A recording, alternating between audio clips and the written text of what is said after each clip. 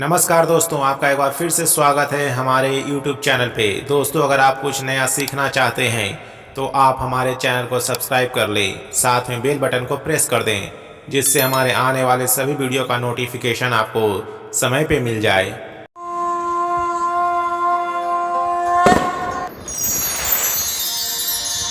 हमारे शास्त्रों में 10 महाविद्याओं का उल्लेख किया गया है। तंत्र क्रिया में विद्या में इन 10 महाविद्याओं का विशेष महत्व होता है। इन 10 विद्याओं की साधना और उपासना से विशेष फल की प्राप्ति होती है।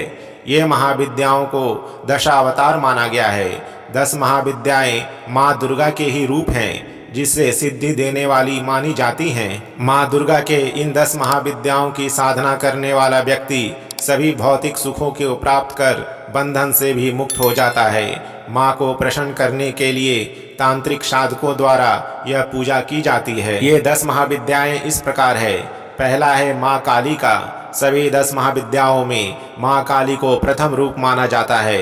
माता दुर्गा ने राक्षसों का वध करने के लिए माता का यह रूप धारण किया था। सिद्धि प्राप्त करने के लिए माता के इस रूप की पूजा की जाती है। जिस तरह से भगवान शिव जल्दी प्रसन्न और जल्द रूठने वाले देवता हैं, उसी तरह काली माता का भी स्वभाव इसी प्रकार है। इसलिए जो भी भक्त इनकी साधना करना चाहता है, उसे एक निष्ठ और पवित्र मन का होना चाहिए। देवताओं और दानवों के बीच हुए युद्ध में माँ काली ने ही देवताओं को विजय दिलवाई थी। कोलकाता, उज्जैन और गुजरात में महाकाली के जागृत चमत्कारी मंदिर हैं। दूसरी हैं माँ तारा। सर्वप्रथम महर्षि वशिष्ठ ने माँ तारा की आराधना की थी। यह तांत्रिकों की मुख्य देवी हैं। देवी के इस रूप की आराधना करने पर आर्थिक उन्नति और मोक्ष की प्राप्ति होती है। पश्चिम बंगाल के बीरभूम जिले में तारापीठ है। इसी स्थान पर देवी तारा की उपासना महर्षि वशिष्ठ ने करके तमाम सिद्धियां हासिल की थी। तीसरी हैं माँ त्रिपुर सुंदरी। इन्हें ललिता राजराजेश्वरी और त्रिपुर सुंदरी भी कहते हैं। त्रिपुरा में स्थित त्रिपुर सुंदरी का शक्तिपीठ है। यहाँ पर माता की 4 भुजा और 3 नेत्र हैं। नवरात्रि में रुद्राक्ष की माला से एम ह्रीम श्रीम त्रिपुर सुंदरिये नमः मंत्र का जाप कर सकते हैं। चौथी है माँ भुवनेश्वरी। पुत्र प्राप्ति के लिए माता भुवनेश्वरी की आराधना फलदायी मानी जाती है। यह साताशी और शाकंभरी नाम से भी जानी जाती हैं। इस महाविद्या की आराधना से सूर्य के समान तेज ऊर्जा प्राप्त होती है और जीवन में मान सम्मान मिलता है। पांचवी है माँ छिन्नमस्तका। इनका स्वरूप कटा हुआ है। सिर और बहती हुई रक्त की 3 धाराएं से सुशोभित रहती है।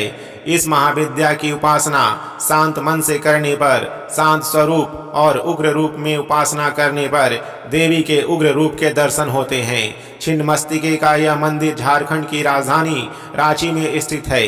कामाख्या के बाद यह दूसरा सबसे लोकप्रिय शक्तिपीठ है। छठवीं है माँ भैरवी। भैरवी की उपासना से व्यक्ति सभी बंधनों से मुक्त हो जाता है। इनकी पूजा से व्यापार में लगातार बढ़ोतरी और धन संपदा की प्राप्ति होती है। सातवीं है माँ धूमावती। धूमावती माता को अभाव और संकट को दूर करने वाली माता कहते हैं। इनका कोई भी स्वामी नहीं है। इनकी साधना से व्यक्ति की पहचान महाप्रतापी और सिद्ध पुरुष के रूप में होती है। ऋग्वेद में इन्हें सूत्रा कहा गया है। आठवीं है माँ बगलामुखी। माँ बगलामुखी की साधना दुश्मन के भय से मुक्ति और वाक सिद्धि के लिए की जाती है।